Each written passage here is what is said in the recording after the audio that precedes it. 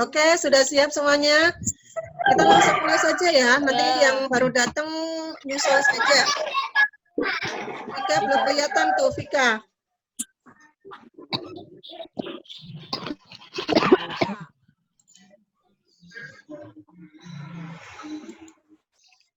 Ada kelihatan?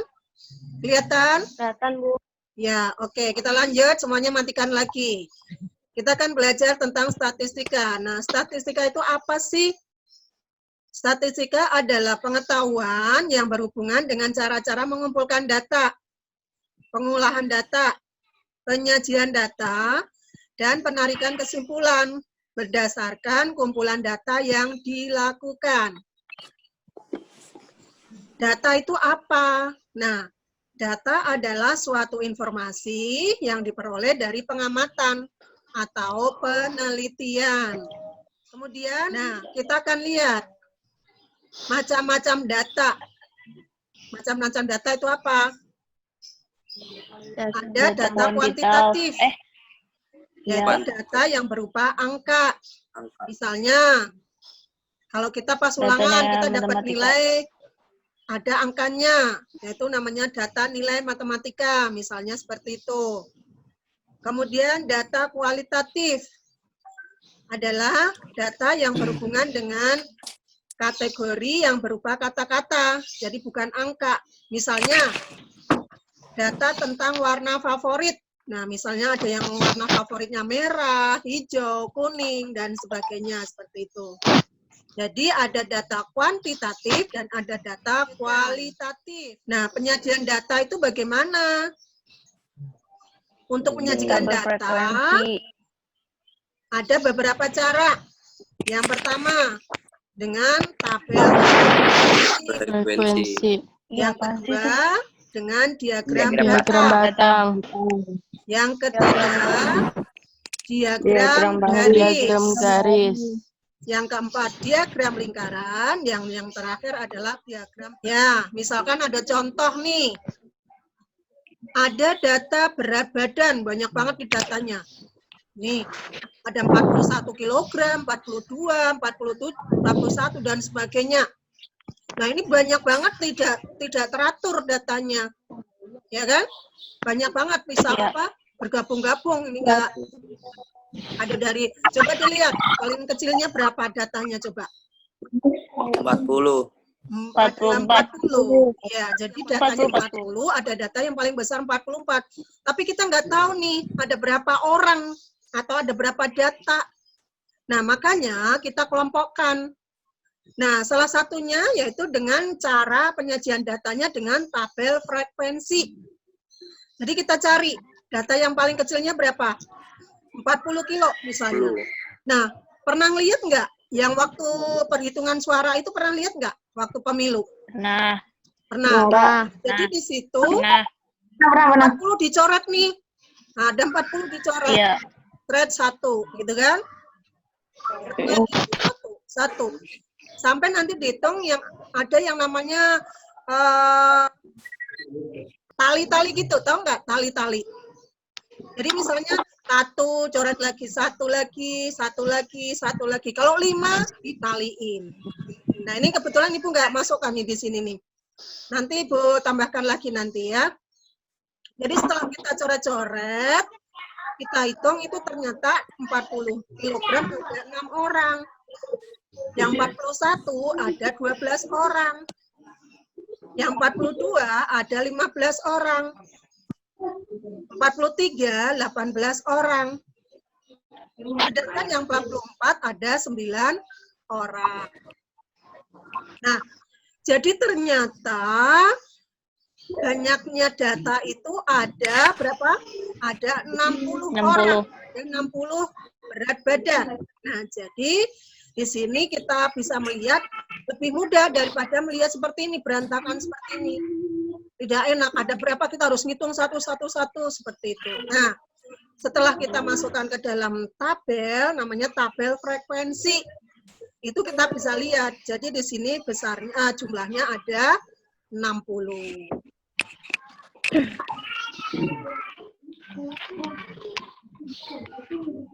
Tadi ada berapa? Datanya ada 60. Jadi kita masukkan. Tadi yang 40 ada 6 orang. Ada 6 data. Nih, jadi 40. Ini kita buat datanya seperti ini. Diagram batang nih. Jadi berbentuk seperti persegi panjang. Berbentuk seperti persegi panjang. Nah, kemudian tadi yang 41 ada 12 orang nih di sini. 42 ada berapa coba tadi? 15 orang. Nah, ini di tengah-tengahnya. Seperti ini. Untuk 43 ada 18 orang. Nih, jadi kita bisa melihat yang 44 ada 12 orang nih tadi di sini ada 12 orang. Nah, untuk membuat ini bagaimana? Nah, pertama kita buat garis nih. Kanan. Horizontal. Nama apa namanya beratnya? Yang pertama 40, 41, 42, 43, 44. Kemudian yang ke atas adalah banyaknya siswa. Banyaknya siswa gimana? Bu, kenapa nggak 1 sampai 18? Boleh. Boleh juga kita buat pakai skala seperti ini. Jadi 2, 4, 6, 8, dan seterusnya sampai yang ada data di situ. Seperti itu. Nah, kemudian tadi setelah kita masukkan dari tabel tadi, kita masukkan di sini. Apa?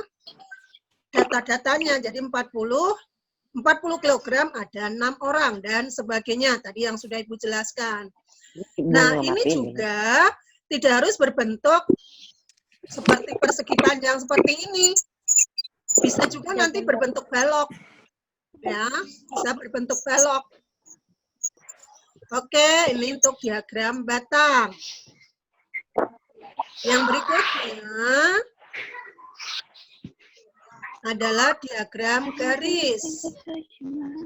Untuk menyajikan diagram garis ini, jadi hampir sama seperti pada diagram batang tadi. Caranya sama. Kalau diagram garis berarti hanya berbentuk garis seperti ini. Kalau diagram garis ini masih sama seperti tadi. Yang ke atas vertikalnya kita beri nama banyaknya siswa. Ada yang nanya misalnya, oh, kalau saya bikin banyaknya siswa ke kanan boleh nggak? Boleh nggak kira-kira kalau banyaknya siswa ke kanan? Boleh juga. Silakan, boleh. Jadi kalau banyak siswa ke kanan berarti yang ke atas adalah berat badannya. Gitu. Dari berat badannya ke atas. Jadi ke atasnya, kemudian ke sampingnya. Seperti itu. Berikutnya. Bu, kok ada gambarnya, Bu? Nah, ya, nih. Ada gambarnya, Bu. Ada. Sampai ada ini deh. Berikutnya. HP-nya ngadet ya. Diagram lingkaran. Nih, perhatikan diagram lingkaran. Ganti HP. Diagram lingkaran ini ada 2 macam. Derajatnya, mencari besar derajatnya, kita langsung membuat lingkarannya dalam derajat. Nih, perhatikan nih. Tadi yang 40 itu ada 6 orang. 6 orang itu kalau kita buat derajat, tadi sudah kita uraikan menjadi 36 derajat.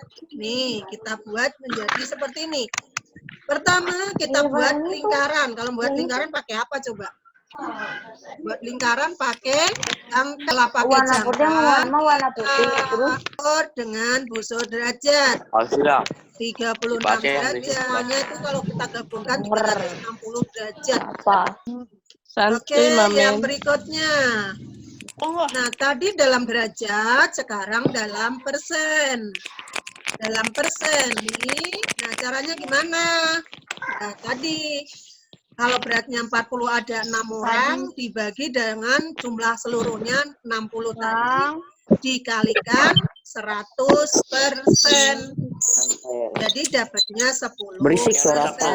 Kemudian yang 41 kilogram itu ada 12 orang, berarti 12/60.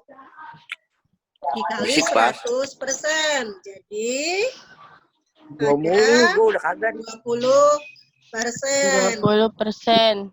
Untuk beratnya yang 42 kilogram itu ada 15. Jadi 15/60 kali 100%. Jadi 25%.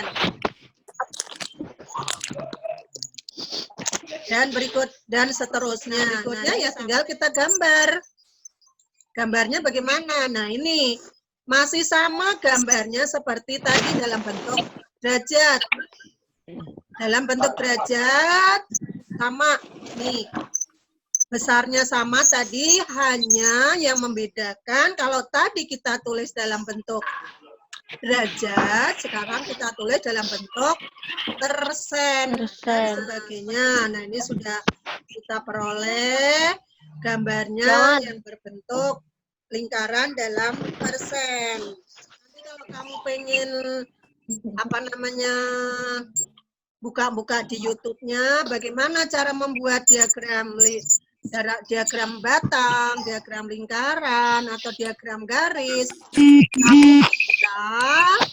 Kamu bisa buka di YouTube-nya, cari saja banyak banget. Nah, ini tadi yang sudah Ibu tampilkan, ada beberapa ini tadi. Nah, itu tadi yang belum Ibu sharekan, seperti itu.